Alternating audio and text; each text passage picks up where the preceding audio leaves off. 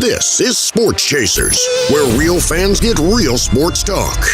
No hot takes, no narratives, just objective perspective, honest debate, and everything happening across the sports landscape. Now, let's join the chase.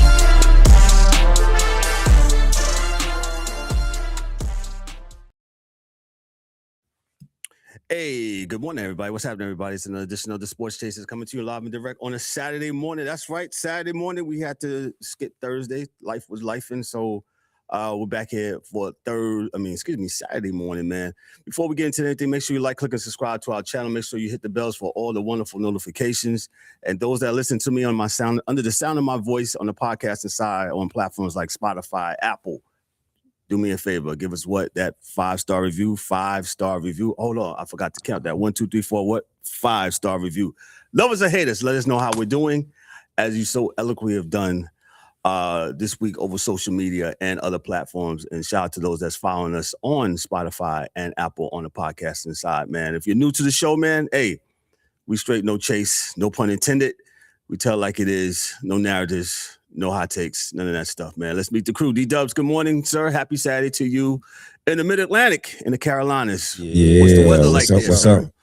Yeah, a little snow on the ground, man. Shut the city down. Everybody got no bread, eggs again for the second week in a row. Stealing, taking all the toilet paper unnecessary. I guess they need for the egg, milk, and bread. Yeah, bro. It's like, come on, man. And DA is with us, and DA is back on camera, man. DA, what's up, man? How are you today, sir? What's going on? Man, we're good. We're good. Good. Did you go get your bread, eggs, and milk? Nope. I tell you, I didn't get nothing. Oh, but you're gonna starve, sir. What's gonna happen to you? I'm fat. I could use it. It's all right. Listen, man. It'll be the three of us. Ryan should be joining us shortly, man. So we can talk. Thank you, Jesus. Yeah. So this will probably be just a two-part. We're going to talk about here in a second, and we're going to talk about the NBA, man, and pretty much that'll be it for this week, man. But let's get into it, man. Let's hop on right into it. The news of the week. Oh God. I think this probably wouldn't have been no news if the Super Bowl would have been tomorrow, man. But needless to say, we'll talk about it. Bill Belichick did not receive, and this is, from Yahoo Sports. Bill Belichick did not receive unanimous support in Hall of Fame voting, a shock considering his resume. 25 Hall of Famer voters publicly confirmed they voted yes. Who's to say that they did? But 2 voters confirmed no votes, making their rare controversial snub. The no votes were not performance-based. They were rooted in personality, media relationship, perceived arrogance, tense with reporters and league figures. Was that Patrick's boy? Who? Tony Dungy. Tony Dungy. The great Reverend Tony Dungy. Yeah. Belichick's football resume, and we'll get to that in a second, DA. Resume remains unmatched. 6 Super Bowl champions as a head coach, 9 Super Bowl appearances, decades of defensive innovation, the most successful dynasty in modern NFL history. Hall of Fame voting is subjective, I guess. Legacy can be influenced by likability and not achievement. So I'll just set it up here for you, man. Bill Belichick, one of the most winningest coaches in modern NFL history. He got snubbed the other day, right? So check this out, right? I know a lot of people never cared, on the Cincinnati, things like that nature, all the cheating and all that stuff, man. But I think we absolutely, we be selective. We pick and choose on who we like. You can go over to the Hall of Fame for baseball, right? As DA so eloquently puts it all the time, there was no rules in place for steroids.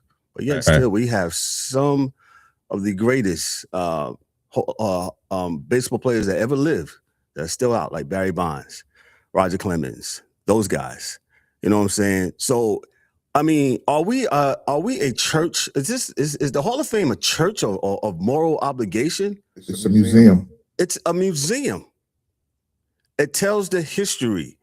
Right? When you go to the World War II Museum, I've been to the World War II Museum in New Orleans. Go check it out if you ever go in New Orleans. It tells of all the good stuff and all the bad stuff. It's a museum, you know. So I you know what? Go ahead, DA, and I'll jump back in, sir. Go ahead. I am I'm sorry. I think I got a little delay.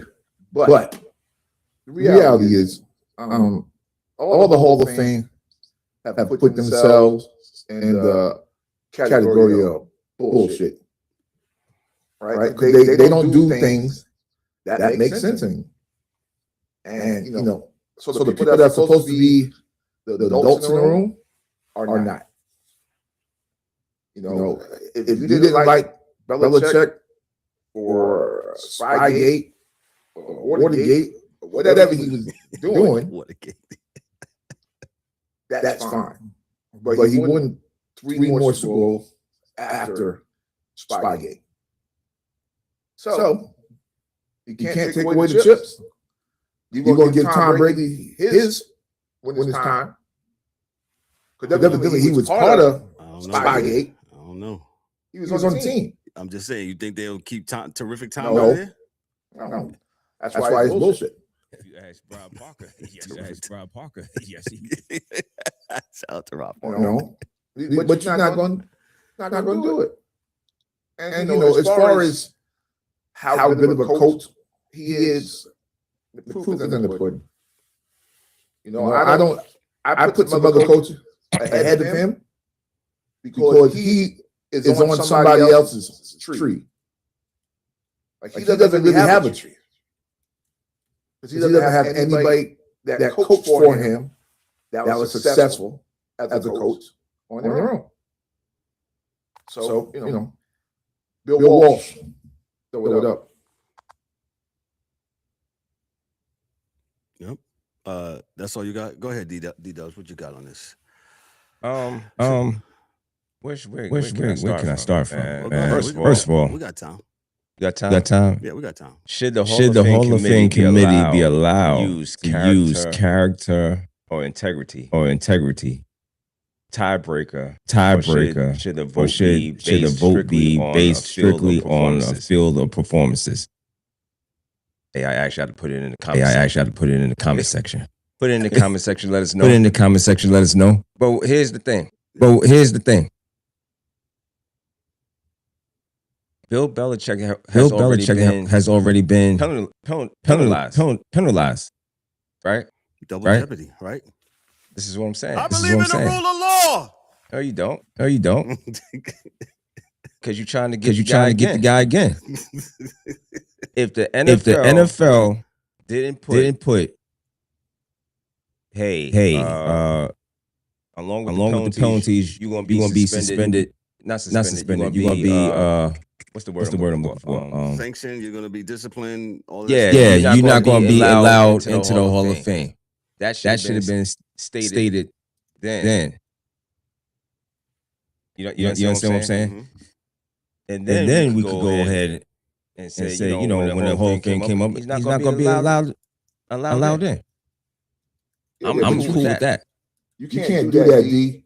And have his plays in the Hall of Fame.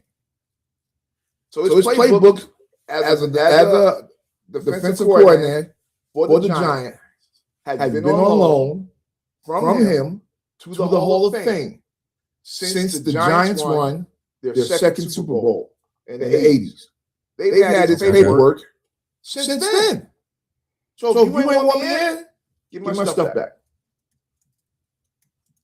Well, sir, that's not so easy because after 10 days, sir, it's the property of the NFL.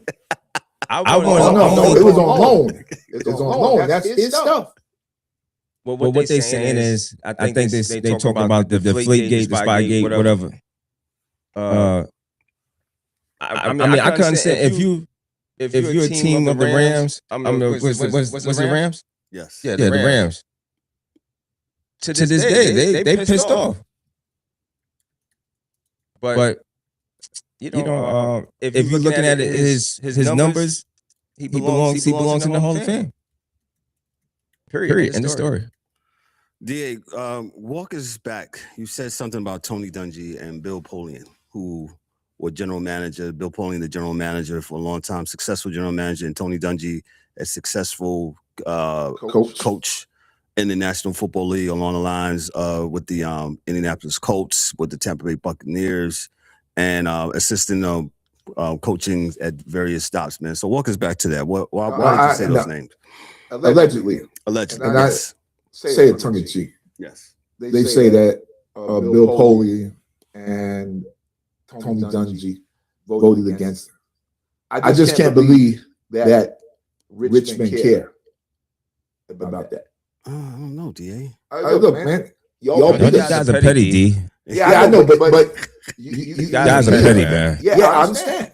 But you beat us, and there's nothing I can do now to get the score to change.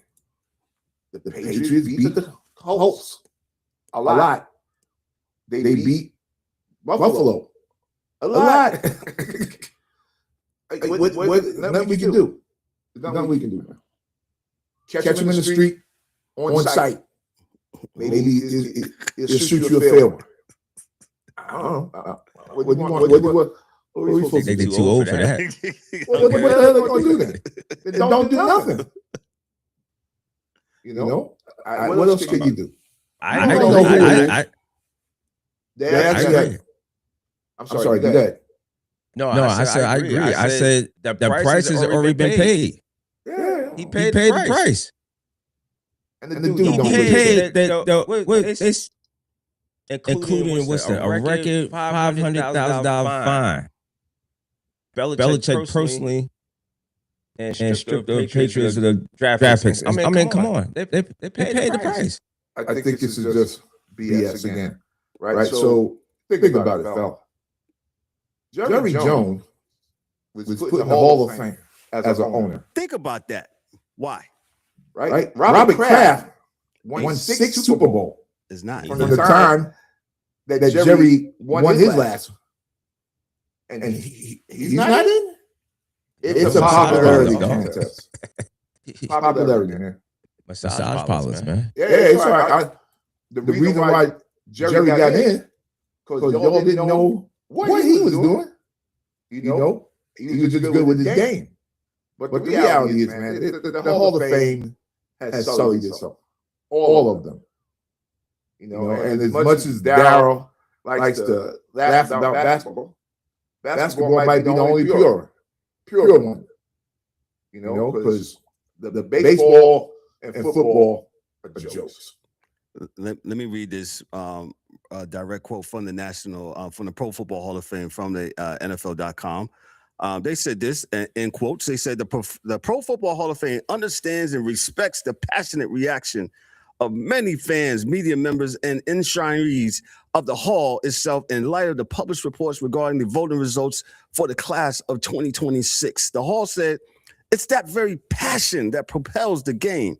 The hall also respects the members of the section committee when they follow the selection process bylaws. It's an honor to serve as a selector. Each year, the hall reviews the selection process and the composition of the 50-person selection committee. It is determined that any members violated the selection process's bylaws, they understand action will be taken. It's a lot. That could include the possibility that such selectors will not remain a member of the committee moving forward. The selection of the new class is the most important duty of the Hall of Fame oversees each year, and the integrity of that process cannot be in question, DA. It's a lie. The guy that I gave the presentation for Belichick said Belichick knew last week that he wasn't going to make it. I did hear that last week. Yep. So what are we saying? Listen, if y'all going to lie, y'all better make sure everybody else that's doing the interview be aware of the lie. Yeah. Around this topic knows that this was the lie that was told. That's all. So that's simple. Gotcha. D-Dubbz, anything else you have on this? Nah, this is, I mean, pretty cut, straightforward. I mean, like I said, I can understand the arguments on the other side, but that wasn't the case. That was the case for the NFL to take care of that from the beginning. It's definitely a lot, man. And I wouldn't say the NFL. Well, maybe they do have a problem, man. Like you said, the sports community, and if you look at the other Hall of Fames, you look at the Baseball Hall of Fame, and like I said, some of these guys do care. Like, Pete Rose cared. He cared, and look what happened. They waited till he died. If I may, go ahead, sir. That's the problem with them only letting in like 5 people. Dudes are dying. You're not letting them in because you only can let 5 guys in. Like, no, this is a joke. Yeah, I heard that too this weekend. Like, why are we just only like doing 5 at a time? But let's go back to the conversation that we've had on this show about when Deion Sanders says, we need different levels of the Hall of Fame. That's man. right.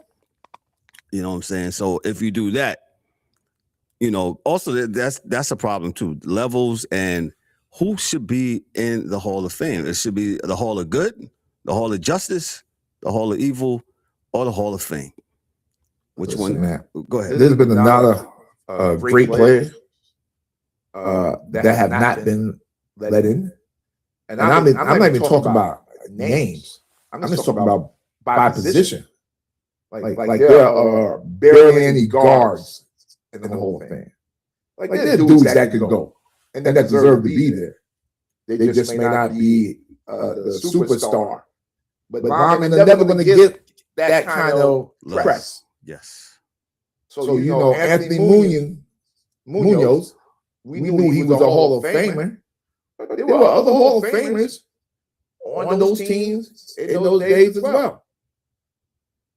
So we ain't gonna let any other linemen in.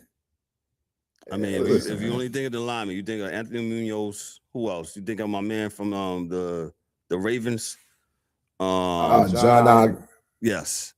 There was Tony from Tony Seattle. Yeah. Dude from the Rams. They're gonna go Pace. But there's a lot of them, like centers that you never hear about. That were good. Yeah. I think the dude that God he passed away a few years ago, Nick Mangold. I think he's in the Hall. Yes. He was a great center. So there's dudes out there. But if you're only letting in 5 guys a year, some guys are going to die before they get a chance to get it. Right. Yeah. Five guys a year is wild. And you got what we got. I mean, 11 players on the field. Both sides. 22. I mean, yeah, 22. You understand what I'm saying? You saying there should be 11? I'm just saying. 5. And you think about it. And we talk about positions? Yeah, 22 player. And then the coach may get a spot, or owner may get a spot, or you get a contributor spot, or a media member. Yeah. They also put media members in there, and I'm not mad at that. The dude from NFL Films, he's in John Fonseca. John Fonseca, that voice that you would hear on NFL Films. Yeah. Yeah. And like you said, I'm not taking nothing away from them. But if you're gonna do a Hall of Fame, let's do it right, man. We got 22 players on both sides, defense and offense, and the coach. Computers do it. Yo, D. You know what? You said that, and I was just thinking about that this week. I said a lot of this stuff, man. We just need to put this in and put it in Chat GPT and let it go. I'm afraid of AI. You cannot let AI control the world, please. Please. I'm afraid of humans. Yeah. That's I refuse to get it right. Yeah. That's the problem, yo. I'm afraid of AI. I'm afraid of these humans. Get it dog. Right? Because if it wasn't about this petty BS, it wouldn't be so many arguments that grown men are mad because, Kevin didn't speak to him after a game. Now they don't want to talk to Kevin anymore. Right. They don't want him in the Hall of Fame because he didn't speak to them after they beat the Yankees in 1985. Right. Listen, stop it. I don't want to hear this. I got no respect for him. Yeah, I totally agree. Yeah, you guys can hear me again. I'm sorry, got lost in the shuffle. But let me ask you this last question. This is the last question on this. Yeah. Do we should we start putting names to this stuff? Well, they said you should. You talking about the voters? The voters. Yep. Like Absolutely. Yeah. If you stand on it, 10 toes. what we hiding for? Oh, but I should be. No. No. That's the bullshit. What's this? What, Crime Stoppers? Yeah. Yo, tips. 1-800 Crime Stop. I didn't vote for Kevin. So why don't you tell everybody why? Because maybe Kevin don't know what he did wrong to you. No. Well, I should. And if your reason is because you have Spygate, Deflategate, let us know. That's fine. Put it in the comments. Put it in the comment section. Put them in the comment section. Yeah. Put it in the comment section, man. It's not going to, like I said, y'all was laughing, but like they ain't going to catch a fade. No. Parking lot. So no, what you will get is blowback because it would be like, yo, this is dumb. This is stupid. Be a man. Be a man Or a woman. Yeah. Man up to it. And like you said, DA and D-Dubbz, these people, man, they're allowed to get away with that just because of that. So, you know, some people are saying, oh, they should be anonymous. No more anonymous. Stop it. Let me ask you a question, Kev. Go ahead, sir. What do you think Pete Rose, if he could have come back say it again 2 days before he died? Yes. It went to the guy that said, we don't want you in. And Pete Rose said, why not?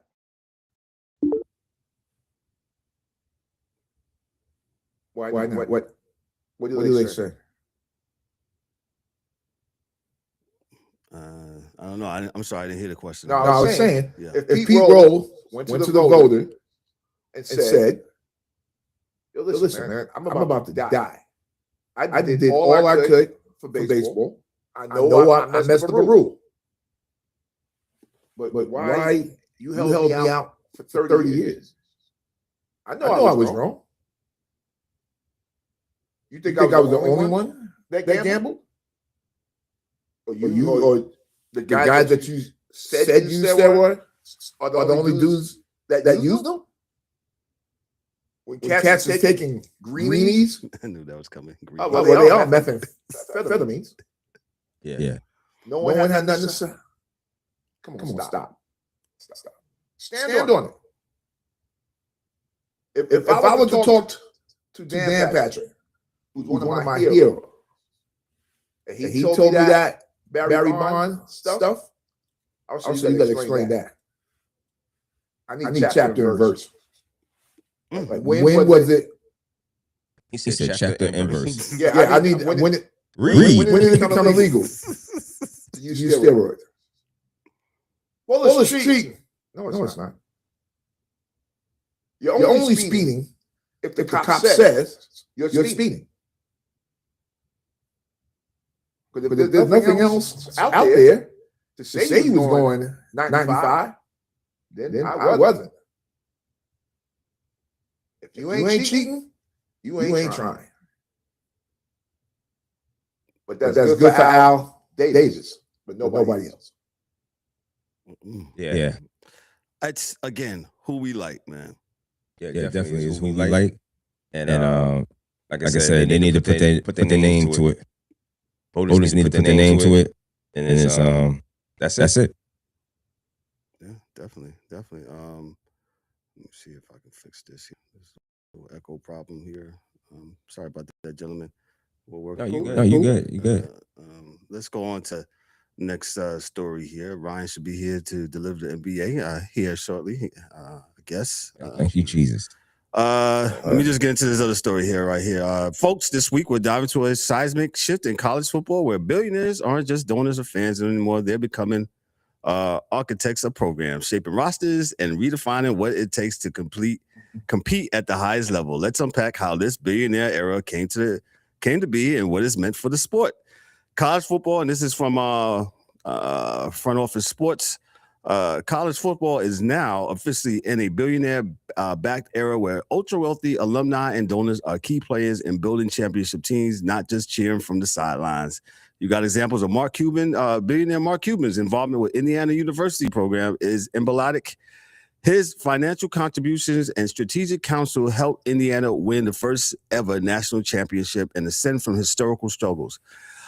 Cuban emphasized that it's not just the amount of money, but it's how it's spent, fostering culture, structure, roles, and identity within the program. And then you have the revenue sharing and NIL impact. The combination of revenue sharing and the name, image, and likeness era has opened doors for significant external backing legally and strategically. And then you have the coaching synergy. You got Indiana's turnaround wasn't only financial, it was also driven by Coach Kurt Cignetti's vision and his leadership, which allowed for Cuban's investment philosophy. And then you have other things such as the recruitment. Players. Recruitment. That was the last point I was going to make, the recruitment factor. Go ahead, DA. Man, he brought a whole team from JMU.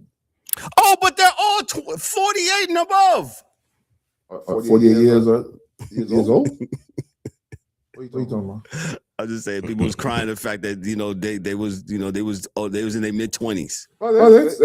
Hey, if it's part of rules, I got nothing to say. I don't Just don't get mad when everybody else is doing. That's all. Or just do it. Yeah. Don't say nothing. Yeah, because I'm letting you know you're going to find out that this Indiana thing was not as pure as what people are saying it is right now. Okay. Hold on 1 second. You have an angle for that? Hold on. No, it's just the ages.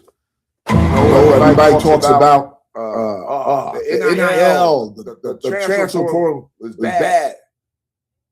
None of those dudes that started for Indiana, offensively and defensively, were on that team 3 years ago. How long did it take to graduate from college? 4 years. 4 years. Essentially. Right? You can't leave college to go to the NFL until 3 years. Catch the synergy. It's real. And it's going to continue to be that way. So are you saying this is becoming a disruption? No, it's what they wanted. Okay. It can't be a disruption. It's what they wanted. So it's new power structure. Nah, not really. Because money's still money. And Indiana's money is not Alabama's money. So it will kind of settle to where it's supposed to be. It just is. Believe me, Miami will not be outspent again. You said it won't be outspent again? Will not. Will not. No. So you're saying the Billionaires, the Billionaire Board Club. No, listen. They've been doing it before NI. Shapiro's still out there. That's a fact. That bank is still there. It's all good. D-Dubbz, your thoughts on this article before we move on? Oh no, man. It is what it is. I really don't have too much on it.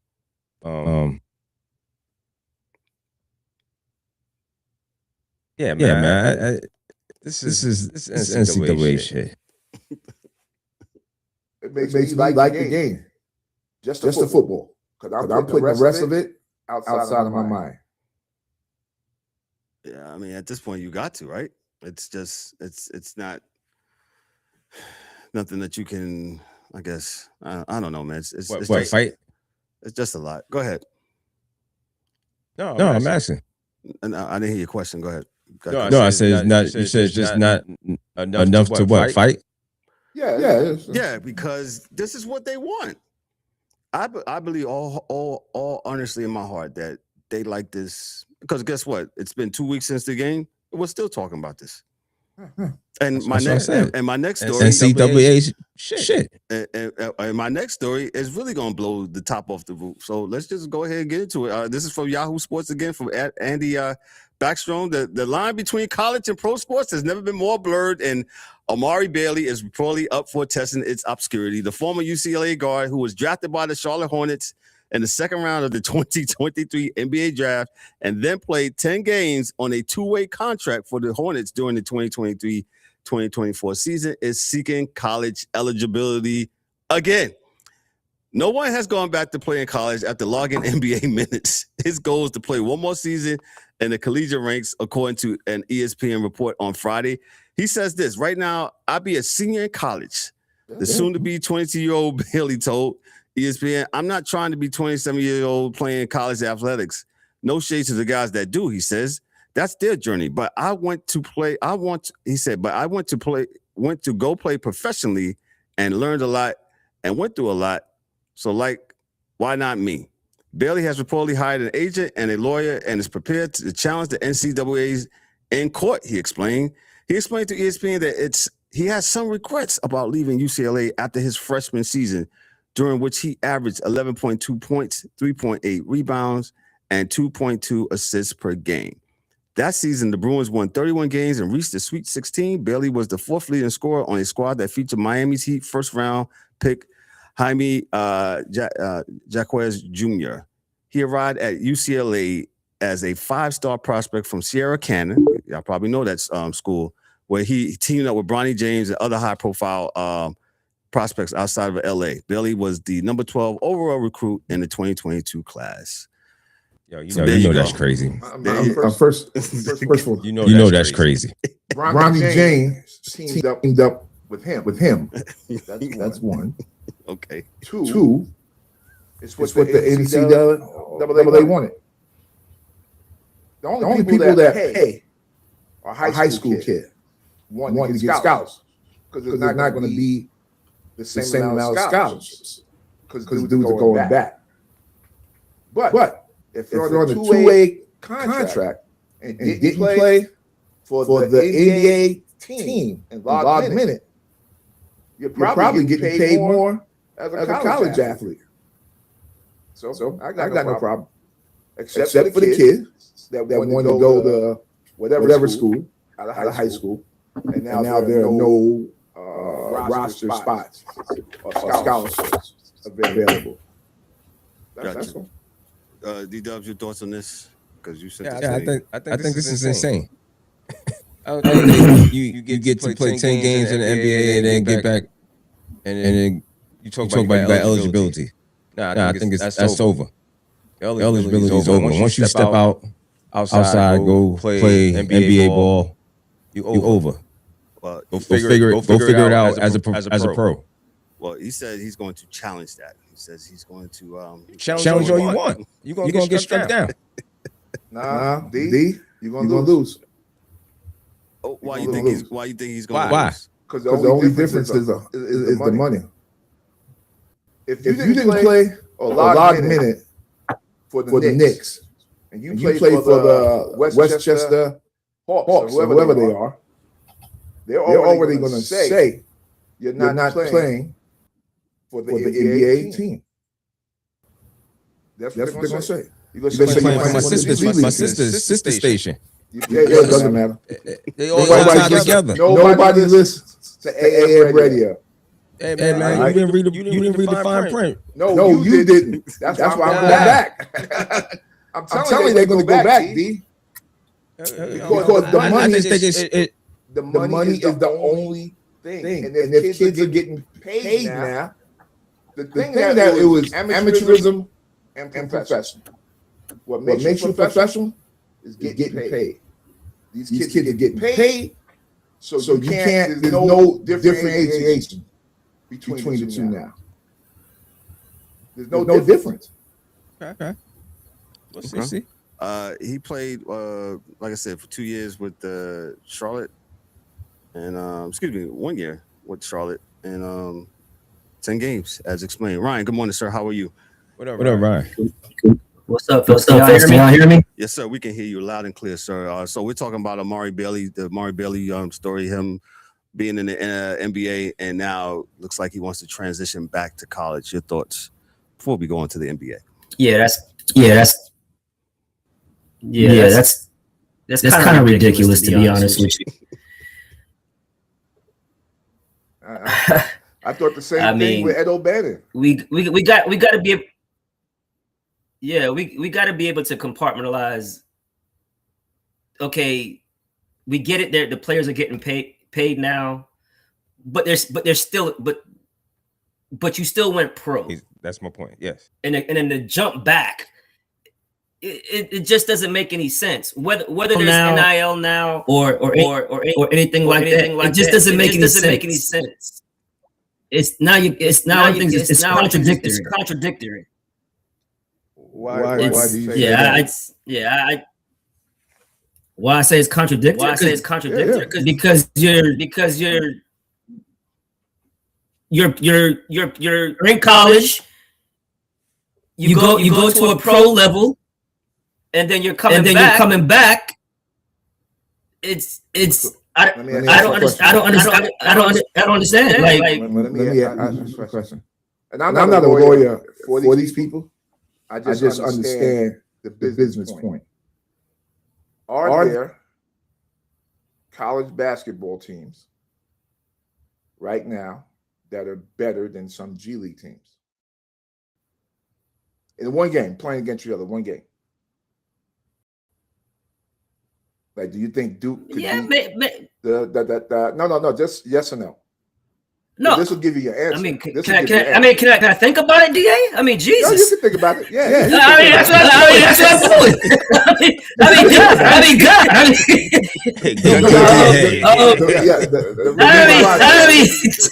I've talked about this with D1 athletes and pros.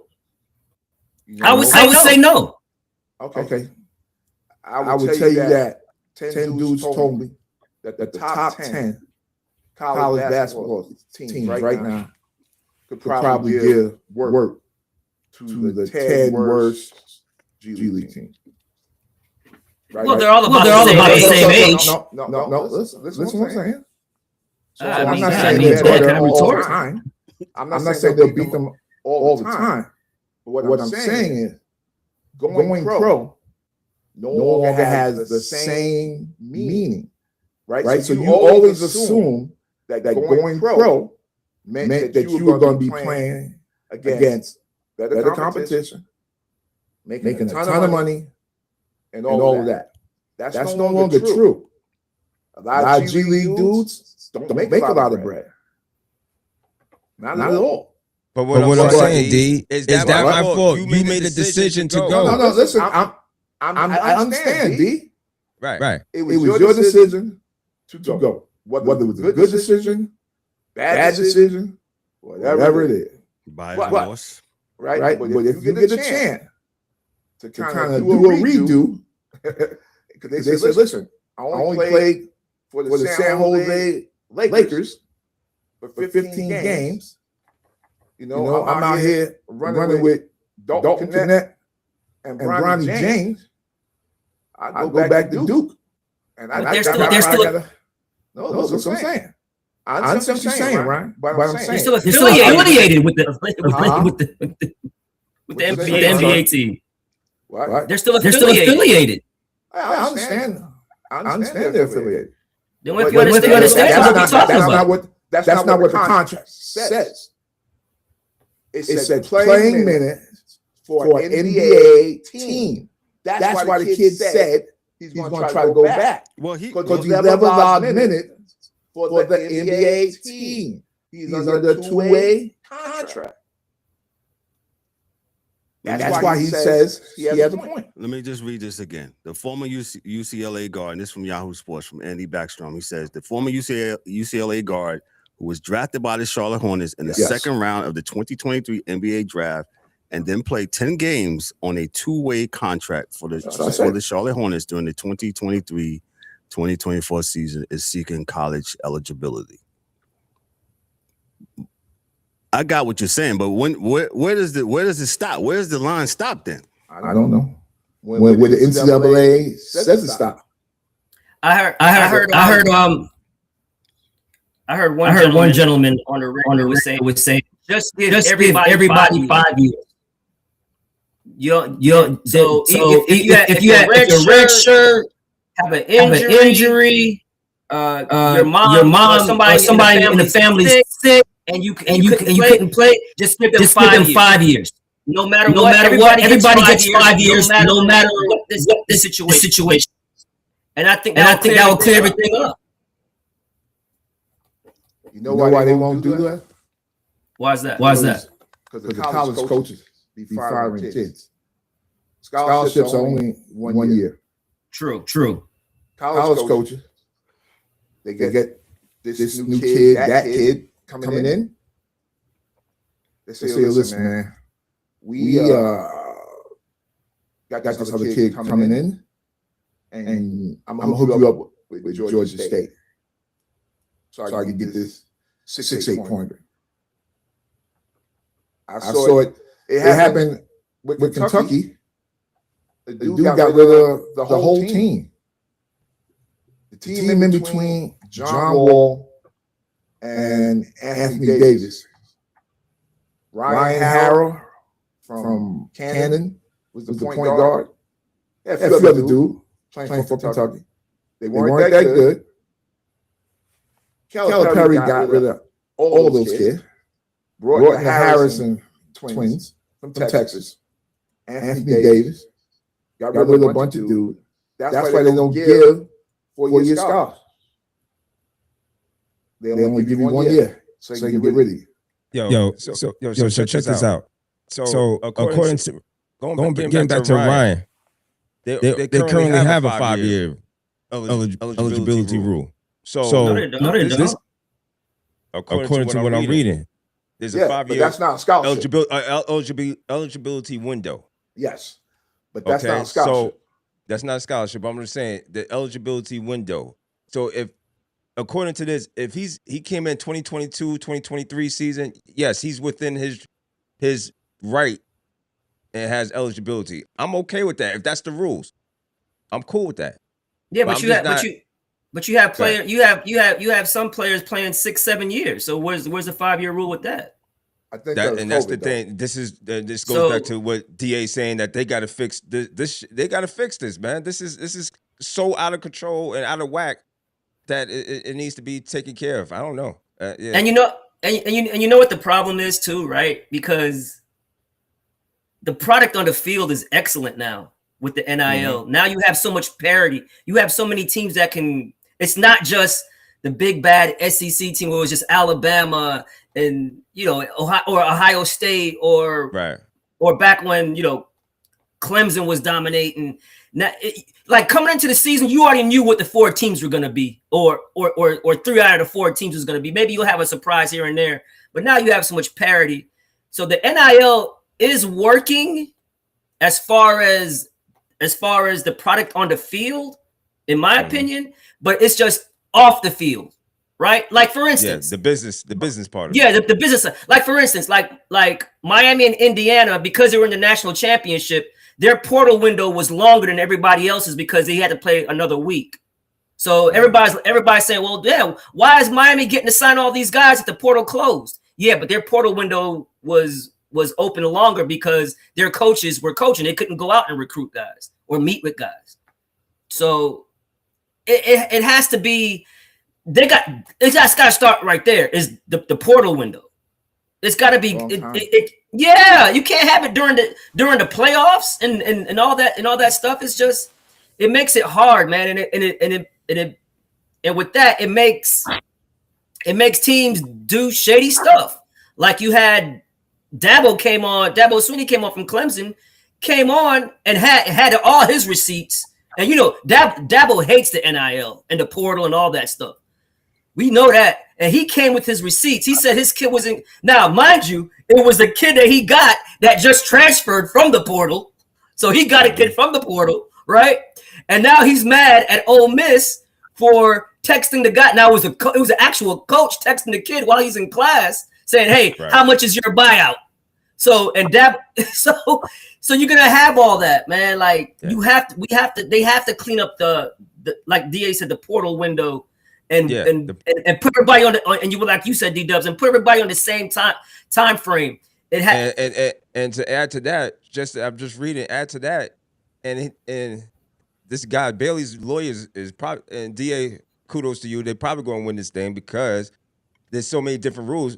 So you look at the international players. The international players get to do whatever the hell they want to do. Right? They don't have no type of rules, and so American player has all these rules and hoops they got to jump through. And so why not? If they could go and do whatever internationally, then why we want to hold the American players from doing such? So if they can't make the rules the same, then this kid, go ahead, blessings. That's where I'm at. And that's a good point. That's a point that the DA was making, right? Can some of these G League teams beat some of these college teams and vice versa? Well, I've always heard in the last 20 years that these European leagues are a notch down from the NBA. They're like the second best league, to the NBA, and how physical it is. And these young kids are playing in those leagues and still get the benefit of not playing in a quote unquote, NBA based league like the G League, and it hurts them. So that's a great point. Great point by DA and great point by you, D-Dubbz. If you think about your boy Ball, right, the baby Ball, he went to Australia. Yes. Right. Yeah. Now he could have went to college after that if he wanted to. Mm-hmm. He could have done that. That's true. LaMelo, yeah. What's his name? Brandon Jennings. Yeah. He damn near left high school to go play overseas. Because he's like, you know what, man, I'm not taking an SAT. I know this is not going to work for me. Or I'm just too good to play the senior year of high school ball. Right? For what? Well, what am I here for? Right? So or like to your point, and with Brandon, he's like, let me get some money. Yeah. You know what I'm saying? When they weren't quote unquote paying kids, there was no NIL back then. So great point, DA. Great point. Yeah, and I remember me and Kevin, we saw some years and years ago. It was about a Mets pitcher, Ron Darling, right? And I didn't know. Oh, great point. Dude hit the campus at North Carolina with $2 million in his pocket as a college scholarship athlete in baseball. Because you know what you can do in baseball? Sign your contract and then go to college. So what happened when they throw that at you? What happens when they throw that at you? Yeah, good point. You know what I'm saying? Yeah. So I always say the adult has to be the adult, y'all.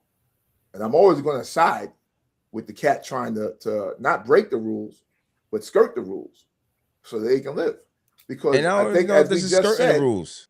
I think it's just he got the challenge. He's pushing back to it. So if nobody. And like you said, man, and I'm gonna let you go to basketball now. Is that we just said a million times, coaches doing this, coaches do that. Dabo's mad because he grabbed the kid, and then somebody grabbed the kid from him. So now he's mad. How stupid do you look, man? Listen, lock down your car payment so the car is yours. You know what I'm saying?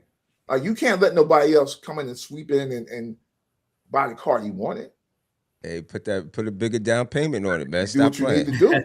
If you want it, because that's the game. Go get it. That's the game that they put you in. Illustration, DA. Oh my God, that's pretty cool. That's just the game that they put you in now. So when Ryan said, the parity, we was just talking about this before you got on, Ryan. The funniest thing about billionaires is that there's a lot of them. And Kevin was talking about Mark Cuban and what he did for Indiana. I said, believe me, if Miami has to go into their phone book for their billionaires, they've got a lot more. So no one's going to outspend them again. That's because they was outspending cats before you could legally outspend cats. Indiana's a great story, but I'm telling you, their dollars are not like Texas A&M, Texas, Oklahoma, Alabama dollars. So what you're saying is that won't happen again. Oh, it's a wrap. It's an absolute wrap.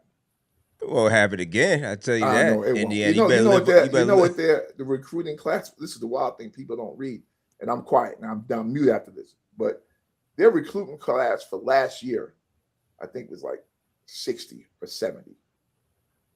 The 2 years before that, they would get more kids out the portal than anybody else. I think they was ranked top 10 for the 2 years before that.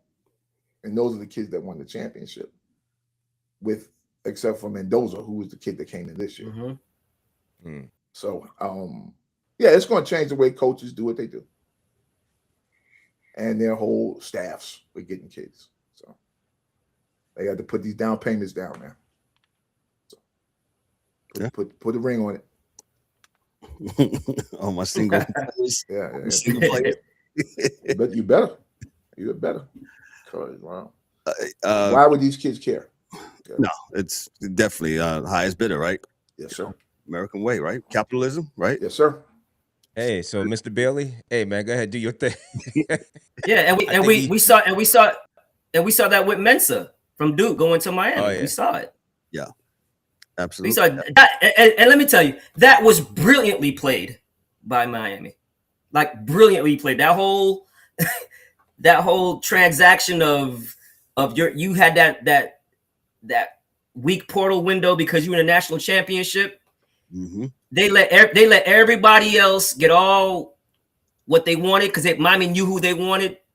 Was throwing smoke screens at what they wanted this dude at quarterback. They were targeting Mensa the whole time. One, because Mensa 2 years ago worked out with Cam Ward. Mm-hmm. I believe they share the same agent, if I'm not mistaken, but maybe not. But they've been they trained together, Cam Ward, and Mensa just came out and said, "Hey, what the Canes got going on? They have some of the best coaches that's going to prepare me to go to the NFL." And you saw what Cam Ward did, and he's cut from that same cloth as a Cam Ward. So you're going to see the Canes more dynamic, explosive from the quarterback position, like how they were with Cam Ward. And if they can get the defense to, obviously going to lose a little bit when you're losing Mesidor and Bain. But they're reloaded, man. They're skill position players, and not only that, they got the best Mensa's wide receiver from Duke. He came in with them. It was a package deal. Like Miami won the portal. Yeah. So offensively, Miami gonna be pretty stacked. Pretty good. Oh yeah. Ryan, you just gave me a really great idea you just said they won the portal. Yeah, you got to win this portal game, man. You got to, whether you bemoan it or not, Dabo Swinney, yeah, it is what it is, bro. If you're going to survive, you better dive into the portal and win the portal. So and that's piggybacking on what DA said. Indiana didn't have no recruiting class, but they won the portal with a bunch of grown-ups who are 24 years old, 25 years old. Ryan is always going to see that he tell you that's a stab. You see that jab. Yeah. So it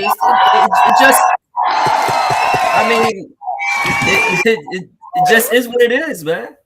And kudos to them. They didn't break any rules. Nope. They didn't. And you tip your cap to them. Not one.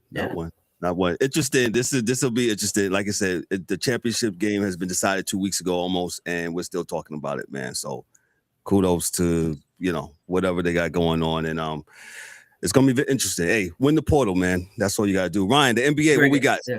What we got? Hey, trade deadline, man. It's the dog days right now as far as games going, because you got the All-Star break coming up. We already have the All-Star starters that was announced, but now we're gonna get on tomorrow. We're gonna get the reserves picked by the coaches, the All-Star reserves. But yeah, it's the dog days as far as games go. Like a lot of teams are just trying to get a dub any way they can so they can reset for the All-Star break. This is where you see a lot of teams upsetting great teams. Like OKC just lost a couple of games. Hey, you have Charlotte.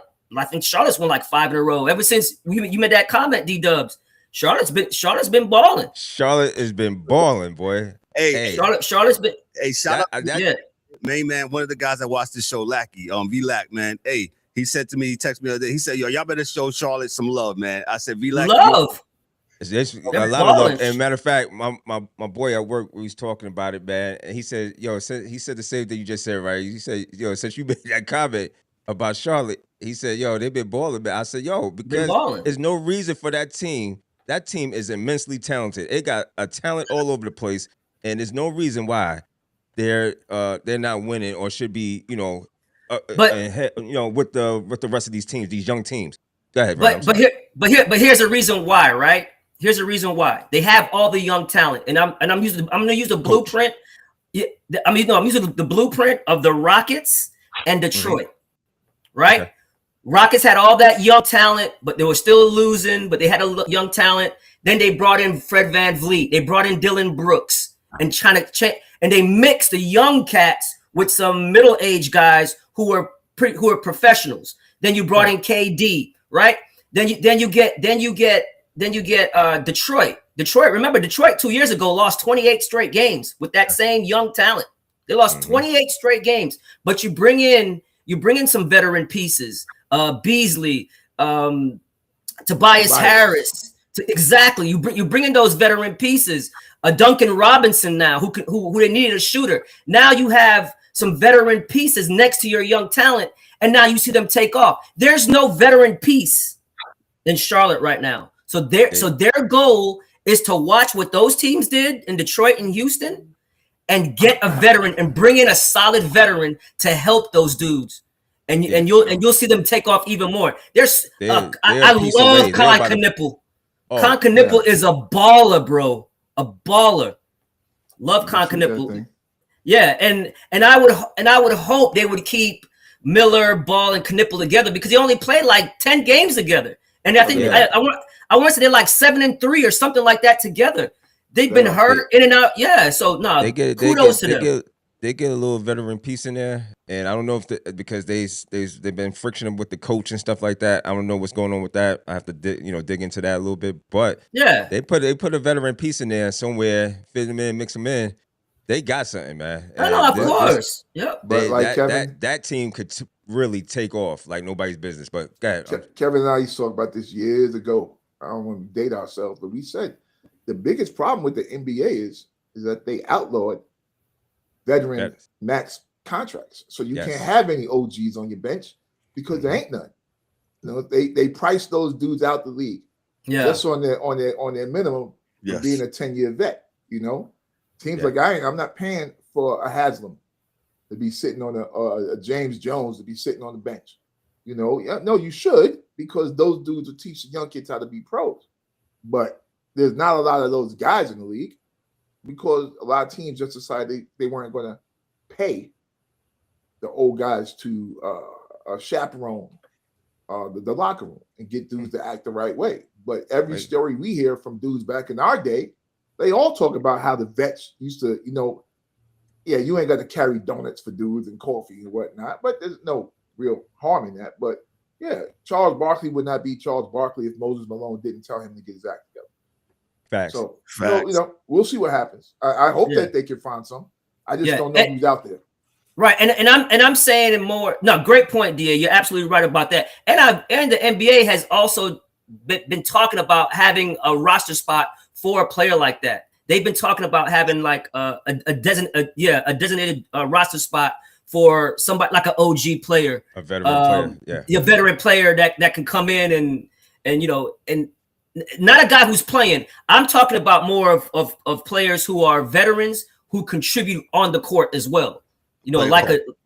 So that's what I mean. That's why I said follow Al Horford, Horford. Yeah, but somebody that's in their like their mid to late 20s.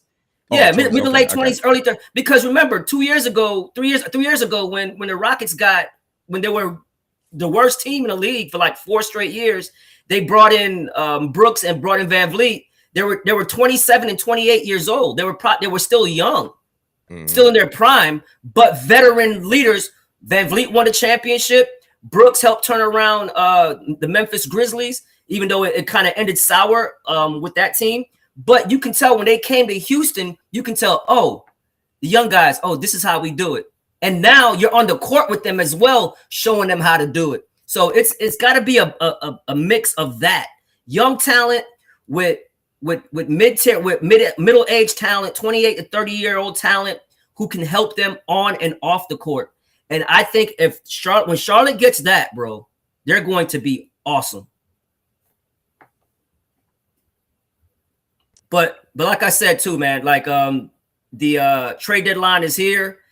It's spicing up. Giannis is now on the block, and I'm hearing that Giannis pretty much told them like a year ago it's probably time for a split up, but they didn't want to do it. And then Giannis didn't really force their hand. But now you can tell that Giannis wants up out of there. They're now taking offers. They said the 4 teams are Miami, Golden State, the Knicks, and Minnesota. Now I went in this saying, what the hell does Golden State have that they want? What, Kuminga, who you don't even play? Pods? Yeah, I mean, Jimmy Butler. You're gonna have to include Jimmy Butler's contract. He's coming off a torn ACL. Yeah, he hurt. But there's but what separates Golden State from those other 3 teams is the draft cap. I mean, is the draft capital, the picks, right? They control their draft picks, wherein Knicks don't have any draft picks because they sold them off for Bridges. We talked about that plenty of times. Miami has like 2 picks they can trade now. But if you want to make a deal now before the trade deadline, because Golden State control their draft capital, they can bring back. They can send Milwaukee, hey, we'll give you 4 first-round draft picks plus 2 swaps. So that's 6 first-round draft picks, and then we'll throw in Kuminga, who's a young talent. Maybe you can get through to him, and he can work in your system. We'll even give you Podzinski, and then Jimmy Butler's contract, and then you can do whatever the hell you want to do with it after that. So the advantage that Golden State has right now is that they control their draft capital, whereas in Miami really doesn't. The Knicks certainly don't, and Minnesota does. Their draft capital is pretty. They control their draft capital as well. But I'm thinking there's something about Giannis, right, with me, that he's such a competitor. Like I think he's gonna tell himself, why am I gonna go to Golden State and help Curry and Draymond get another title? I'm trying to catch these dudes. Let me go to Minnesota or Miami or New York where I can help those guys win. Yeah, I wasn't even thinking on that point, but I was just thinking about, like, why would I want to go to Golden State? Like, I'm gonna play next to a 47-year-old Draymond, Steph Curry. I mean, you might could get a little bit more out of Steph because he's just shooting. Right. But, I mean, then what else is on that team after that? Right. There, what's my chances to win in that loaded West? Right. Not only that, what's my chances to win after next year when Steph gets another year older? Right. So it's like that's a bad. I would be like, no. I'll be like, nope. I'm not going to Golden State. So you even try, nope, not going there. Yeah. If I'm Giannis, I'm like, no, that's not no. But again, he doesn't have a no trade clause. No trade clause. Yeah, so he doesn't really control that, but he does control where he signs his extension. That's what he does control. So if he tells Golden State, look, I ain't signing with y'all, or maybe that's the play, right? Maybe that's the play. Okay, I'll go there for a year or 2 and see what it is, and then when my contract is over and an extension, then I can pick my team. So maybe that play. If I'm him, I'll go to Miami because Miami can give a package of 2 to 3 first-round picks. You get Khalil Ware, who's a 21-year-old phenom who, just hasn't gotten it yet, but you can see the ability that he has as a stretch 5 block shot. He's like a poor man's Wemby in a sense. And you'll get Tyler Hero, who's 26 years old, who's from Milwaukee. So you can kind of sell that to the fan base, right? Right. I don't know if you can sell Kuminga and Podzinski to the fan base. Yeah. I just don't. But unless Milwaukee says, like you're saying, DA, what the hell is Golden State going to look like in 2 years? So if I have 6 of their first round picks with 4 picks and then 2 swaps, I have that treasure chest of picks who, when Steph leaves, they're going to be a poop show. So No doubt. I don't. Yes. Yeah. So we'll see. The pairing him with in Minnesota with Ant-Man is intriguing. I like that. What do you have to give up? Do you have to give up maybe a Randall and a DiVincenzo, which you traded for Cat, maybe? But we'll see. But I still believe that Giannis wants to be a Knick. I really believe that. Do you think he's going by the deadline? Is it? But I think Dolan said he don't want him to be a Knick. So he could just be talking. He could just be talking. It could be smoke screens. Absolutely, he's not a good enough liar to do that. Part one. And part two is that I kind of get what he's saying. He's a New Yorker, man. So don't ever think that we are outside of petty. Because when he had a chance to be a Knick a few years ago, he wanted to play his games and said no. Don't think for a second. Dolan's not like, okay. Let me ask you this, Ryan. When did it fall apart for? Now I want to say fall apart. When did it start? When the Bucks, between Giannis and the Bucks, when did this separation start as far as him wanting to leave and why and all that stuff? It in my opinion, the moment that he ruptured his Achilles. Oh my God, when Dame ruptured his Achilles, that's the moment right there, because they still had something. You had to believe, okay, we have Dame. We just traded Drew Holiday. We traded all those players, to bring in Dame, and I believe that was when Giannis was like, I just can't do it here. And then when they stretched Dame and have Dame's money on the books, now you limit yourself to go and get players. I don't know why in the heck they brought in Miles Turner. We saw how Miles Turner played in the playoffs, especially in the finals. You went and got Miles Turner. I mean, he doesn't move the needle. So they were trying to. What's that saying? You're trying to put makeup on the pig, but the pig still look whatever, something like that. So they were just trying to appease Giannis, and I get it, because I would too, because he's great. He's a top 25 player already.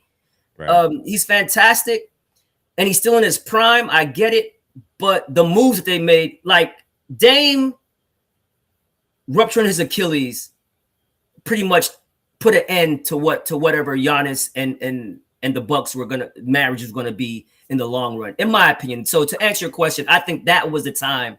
Now they try to fix it and do some stuff to try to keep him, and rightfully so. You should try to keep a guy like that. But that's why I believe the dominoes started to fall in the wrong direction for Milwaukee.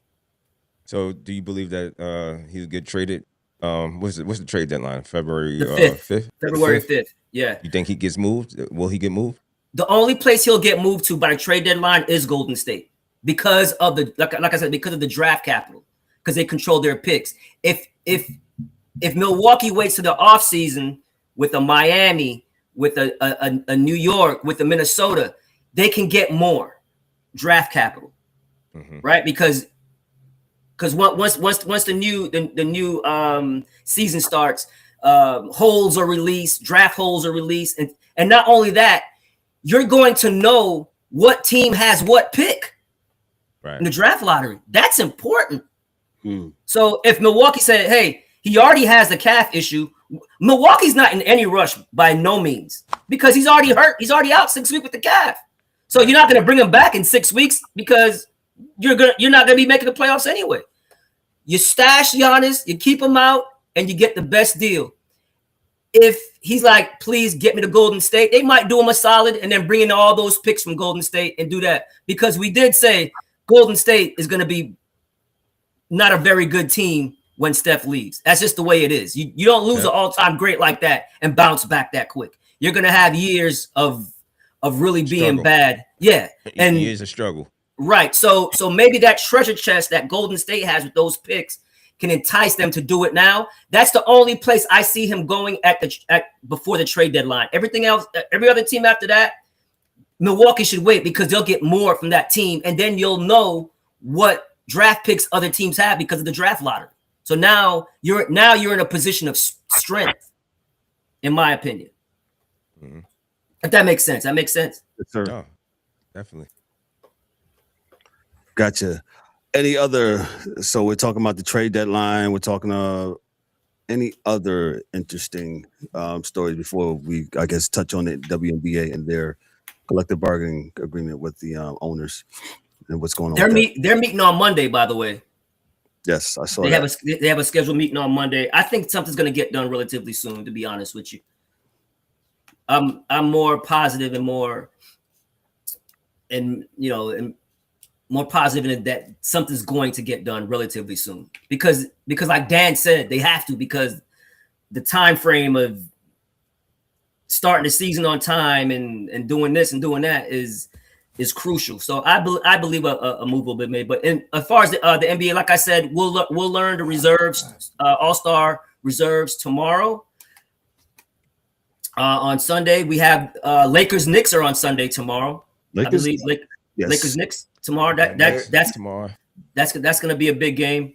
Next 5-game win. Yeah, my brother. Quick Yeah, question. Ryan. Wait, hold on, DA. Hold on now. Don't worry about them all. I just want to ask one question for the All-Star game. Go ahead. Mm-hmm. Because I don't pay much attention to it. I got you, brother. Were any new rules or agendas put in place for the All-Star game? No, I know they talked about it last year, but I don't know if there's anything. Yeah, basically, it's world versus USA. There's going to be like 3 teams of 8, something really clunky, man. I'm not a fan of it. But I will give a shout out to Dylan Brooks. If they're doing a world versus US players, Dylan Brooks, if you want a game to be competitive, you put Dylan Brooks on that bad boy. He doesn't care what type of game it is. He's gonna always play physical. He's gonna play competitive, and I would love to see that. All the Canadian players, the French players going up against the US All-Stars, but it's just not gonna be it's just not gonna be it's gonna be so clunky, man. It's just gonna be so ridiculous to watch. But we'll see, man. I'm not looking forward to it, to be honest with you, DA. You know, I'm an apologist for the NBA. You guys know that. Yeah. I'm not. You ain't watching. I'm not watching. Yeah. I'm not watching. I'm gonna watch it. NBA apologist. Yes, you know it. He invented it. No, I am. Of course. I mean, I am. But I'm going to watch. I'm going to watch because I love the NBA. I'm going to watch it, but I'm not looking forward to it in a sense. Okay. Like whatever happened to winning the All-Star MVP meant something. You know what I'm saying? What happened to that? Your boy took out competition out of the All-Star. Yeah, I saw. Was it KG or Paul Pierce? Was one of them said that? Kevin Garnett. That's who it was. It was Kevin Garnett that said LeBron took all the steam out of competing in the NBA because when he didn't go after Kobe in that one All-Star and he passed it out. And Melo caped for him. Yeah, goddamn, that's my man. Hurt my feelings. Oh yeah. Melo did support. Yeah, well, Melo's always gonna support his boy. But listen. Yeah, just man, be truthful. Yo, be a friend. You're wrong. Yeah, man. Yeah, be a friend and don't be a yes man. Yeah, if your friend is smoking cigarettes, you gotta tell your friend to stop smoking, right? Or you want to be at his funeral. It's one of the 2 things you're gonna do. I told D 20-something years ago stop smoking them cigarettes. He stopped. There you go. There you go. No, still tight to this day. Yeah. Yeah, D didn't get mad. At first he was like, go outside on 7 on 3rd Avenue.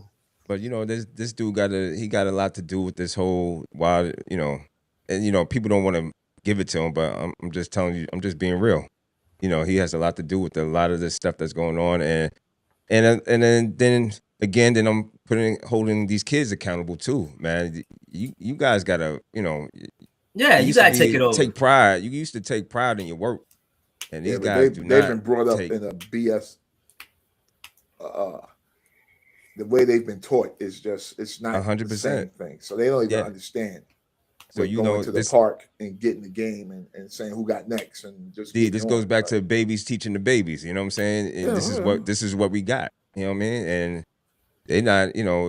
It's just a wild time where we at with the NBA. And I'm in my feed, man. You get so many of why people are not really.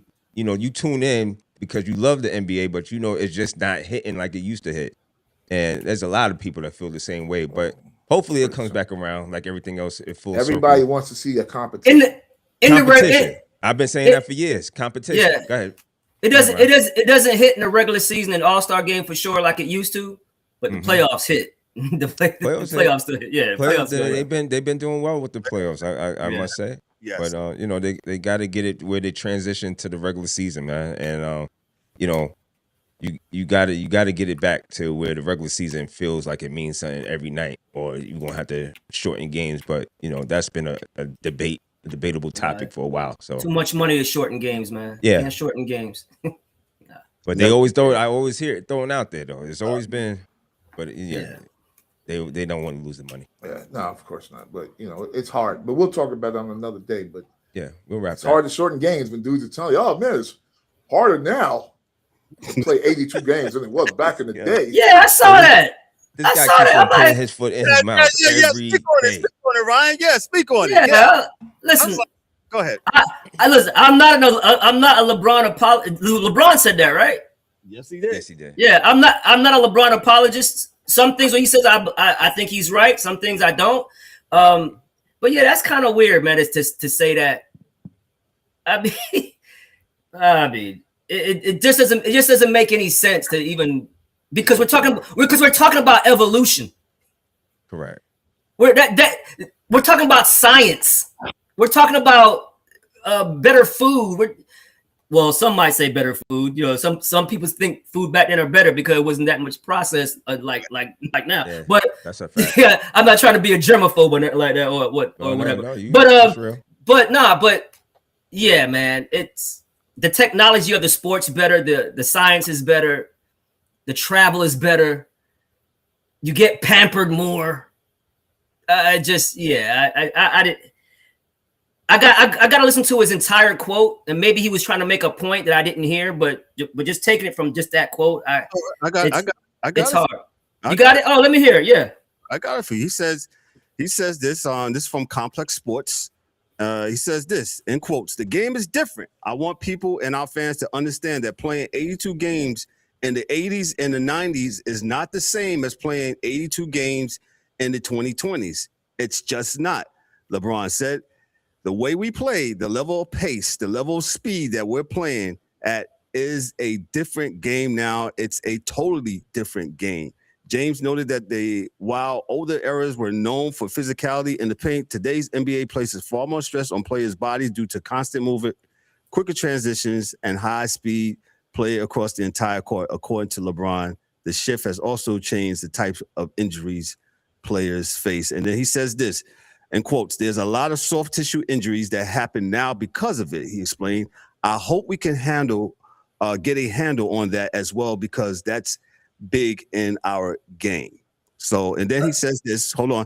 He says, "When I first came into the league, some of the biggest concerns of injuries was a high ankle sprain." He said, "You were afraid to step on somebody's ankle because there was 4 or 5 guys sitting in the paint." And then he says, then that's pretty much where it ended. Go ahead. Well, boy. But he has to remember back in the late 70s, early 80s, they were averaging like 135 points a game. Correct. Like the pace was ridiculous. Yeah, the student of the game did not study that. Like I don't understand that. So obviously the rule change to make it easier for you where there's no hand checking, you can't chuck somebody coming towards the middle. Now it's gonna open it up. But I get that. But they always keep coming back to these Achilles injuries, right? 2 years ago, last year, they had a lot of Achilles injuries. 2 years ago, they had 0. So what changed in a year? It's just bad luck. It has nothing to do with, in my opinion, it has nothing to do with pace, has nothing to do with this and do with that, because they were running a faster pace in the 70s and early 80s. Yeah, the 90s, it slowed down. It became more physical. Then in the 2000s, 2010, it started opening up again and what have you. And then the rule changes with no hand check. They even changed the rule.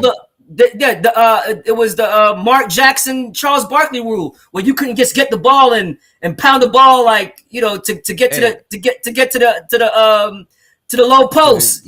You get 5 seconds. They changed everything to speed the game up. When they gonna change the walking? When they gonna call it? Yo, man, this is ridiculous. When they gonna change walking? This is awful, bro. Yeah, I mean, go ahead. But it's just everybody has their own opinions. I'm not saying nobody's wrong or right. No. But look, man, like 3 years ago, there was 0 Achilles injuries. Last year there were a bunch of Achilles injuries. So what? So it was the same. It was the same game. So I can tell you now, Ryan, these cats are wearing 3/4 to low top shoes at their size. No support on their ankles, right? No support. So if you're going to get hurt down there, as far as your Achilles, even knees, it's because you don't have any support, on your ankles and legs. 2, you're not used to playing a whole bunch. Though people think that these guys play a lot. They don't. They practice and they play games. Like one of the biggest things that kids, they don't even practice during the season. Yeah, right. So you don't even have. So when you're thinking why these things happen, is because, dude, if you're not lifting any weights, you're at the gym lifting 100-pound weights every day, and you're going to go in there Fridays, and you're going to throw a 315. Yeah, you're going to tear something, right? It's probably a lot better for you to lift all week, and play your game and lift the same way. But again, they also think that we're stupid and they can just say whatever they want to us, and because they said it, we'll believe it. Hey, folks. Dollars make sense. And that don't make no damn sense. So gotcha. Wow.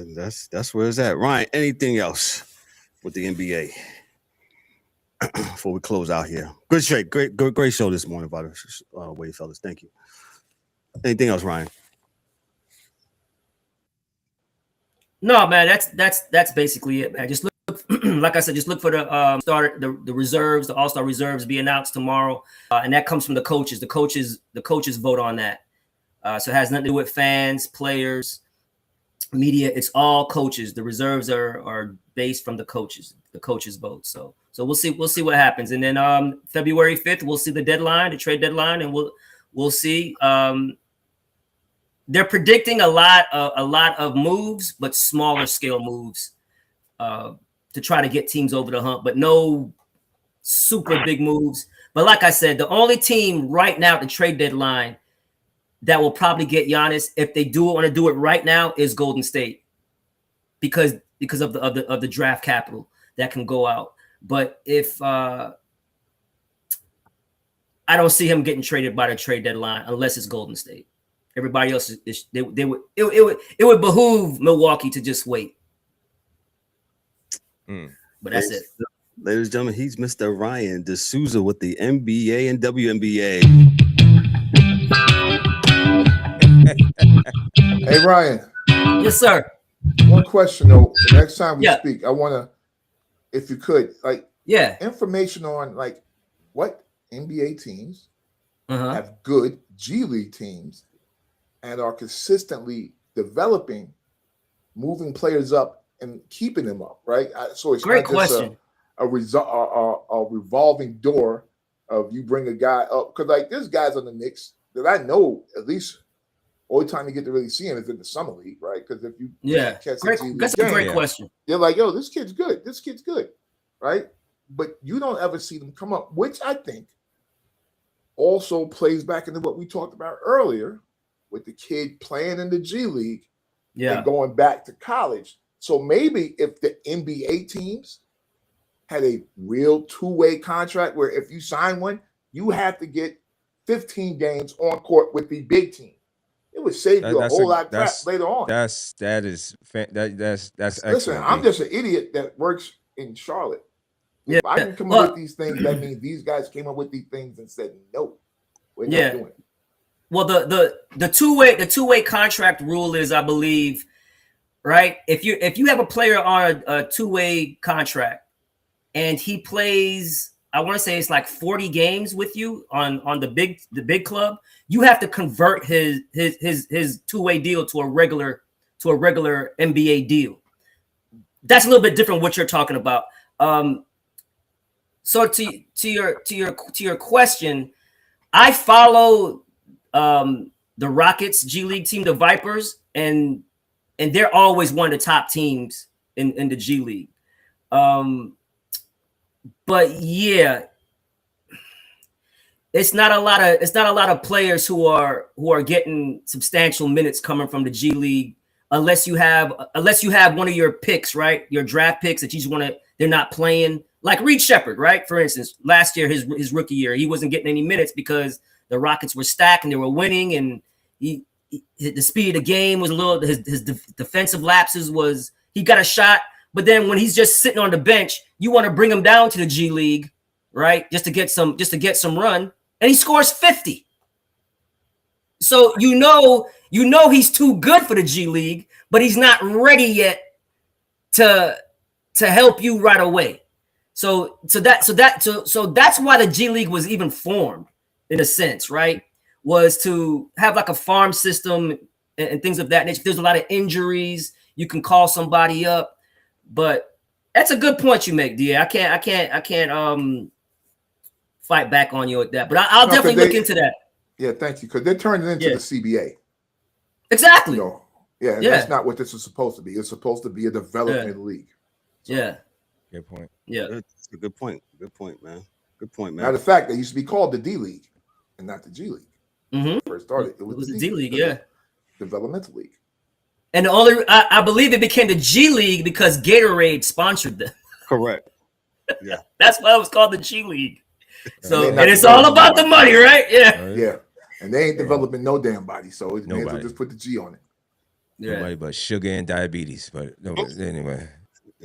Allegedly. I don't know what I'm talking about. Kev, I got two things for you. Okay. Two things real quick. We're gonna call this before we close the chase. So this is things. Go ahead. Before we close, the chase. The chase. John Gruden laughed at the Jets, man. Yo, John Gruden said, "Yo, this is laughable. Y'all calling me for who? Y'all calling what?" John Gruden, he didn't want no parts of the Jets, and I think the Jets are still searching, if I'm not mistaken. Searching for both a D coordinator and an O coordinator. Okay, yeah, man. So shout outs to John Gruden's not taking any jobs. D, he is suing the league. Yeah, well, he's not taking any jobs. Yeah, he definitely wasn't taking that job. I'll tell you that one. Even if he wasn't suing. But go ahead, D. D, that dudes want their money, man. Yeah, even if you get fired, remember coaches' contracts are ironclad. D, you can be gone, they still play you as a coach. Guarantee. Yeah, guarantee. He'll go. Yeah. They want it. A lot of times they want to get fired. Yeah. Mm. Look at Carolina. David Tepper's paying a couple of coaches right now. Yeah, Matt Rule's French fried dude. Getting paper, right? Yeah, all those dudes. French fried dude. Right. Yo, Kev, real quick, shout outs to fight fans. Tonight we got a highly anticipated junior welterweight showdown between Teofimo, the takeover Lopez, and Shakur Stevenson. Oh, that takes place tonight, January 31st at Madison Square Garden. So that's what's that? Ring 6 headliner features the boxing's most polarizing, talented stars in boxing today. So we'll see that today. Teofimo Lopez, he's 22-1, 13 KOs, is defending his WBO Ring Magazine Junior welterweight titles. And Shakur Stevenson, also 24-0, 11 KOs, 3 division world champion, and current WBC lightweight titleist. So Moving to 140 pounds. So you know they fighting tonight at the Garden. Where can we watch that? Because you know I ain't hip to the streaming stuff. Hey, what is it? You watch What's it on? I think they're doing it on the Zone tonight. Is it? They got the they got their package going on tonight. Is that Alice Turkey's stuff?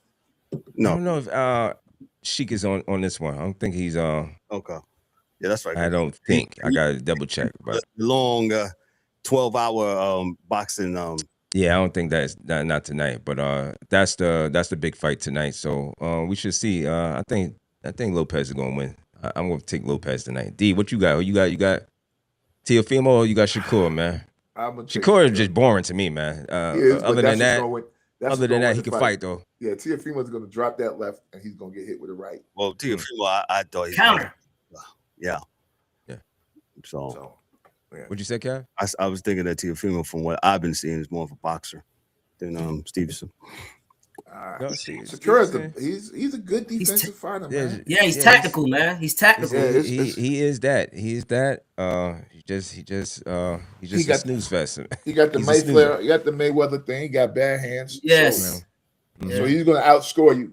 And the way he wins is he frustrates you because your guys will start telling you that, oh man, you know, he's 4 rounds up on you, and now you trying to get it in, right? And trying to make something happen. Yeah, then you get countered, right? Yeah, and you get knocked out. So. Yeah. So that's the big fight tonight. So you know, since most people is probably snowed in for the most part, you might could catch that. You know, watch that tonight and enjoy. Got you. If that's it, D-Dubbz, let me just go on to mines. For all my golf people out there, golf fans, Brooks Koepka, he has officially returned to the PGA Tour, making his first start since 2022. His return came through a new PGA Tour returning member pathway, which allowed him to re-enter without a traditional suspension. Oh, boy. After teed it up at the Farmers Insurance Open at Torrey Pines, where the PGA Tour expanded the field to accommodate his entry. Those that remember, the move has drawn mixed reactions from players. Some question how quickly live golfers have been allowed back, while others see it as a boost for competition. If you don't remember, a couple years ago, we said it on this show, man. You know, everybody was diving out for live or whatever. You know, they was doing it for money, and you know, we don't poo-poo nobody's money on here if they want to leave for money. But you know, you had the traditionalists. They were saying, how could they do this? You know, live. You know, they do things differently over there. They wear shorts over there. They play music during golf. So it was a little bit different things. So now guys are slowly shifting back to the PGA, man. So that's some of the things that we wanted to talk about before we close out the chase. All right, party shots. We'll start with Ryan. Ryan, what you got for us? Ryan got his new thing that he got going on here. Oh man, I ain't even get a chance to do it, man. Cause God, I'm prepared tonight. What the hell? Man? It was not prepared. It was not prepared. Just. Yeah. We'll do it next time. We'll do it next week. We get him next week. No, man. You should have seen his face, man. That was classic. Whoa. Oh, okay. Okay. Well, we're still doing that. All right. Nah, man. But just a great sports weekend, man. UFC is on tonight again. On Paramount Plus. Jeez, I gotta stream again just to get to watch something. Yeah. But Paramount. But yeah. So some good games. Rockets and Mavericks tonight. You'll get to see how Cooper Flag bounced back. He had 49 points last night. So you know, just go out, watch some sports, man. Or if you snowed in, go to your local streaming device. Yeah, and stream. That's about it. Gotcha. Thank you, Ryan. DA, what you got for us, sir? Just good to have a camera. That's it. Thank you, fellas. Yeah. Give him some applause, man. Shout out to the DA. Got him back on camera. Nice and sharp, looking good. Looking great.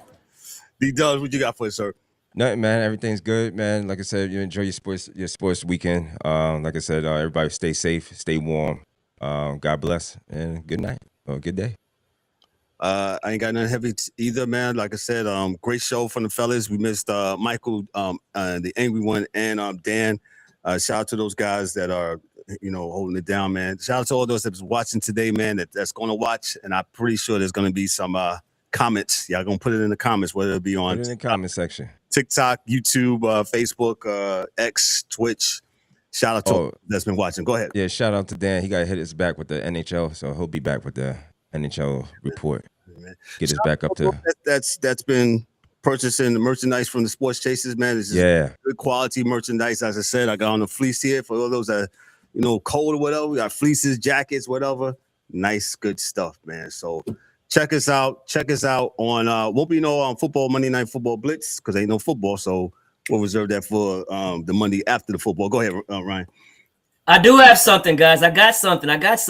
So on this day today in sports in 1924 was the first ever Winter Olympics. Oh, thank you. Okay. I'll take that from the first ever Winter Olympics. Ryan in the clutch. Yeah. In the history. And I've never watched a Winter Olympic event. Never? Never, bro. Like I can't get down with this snowboarding and the last Winter Olympics thing I watched was the Jamaican bobsled team in shout out to all my youths. In cool runnings. That's the last time support them though. Yeah.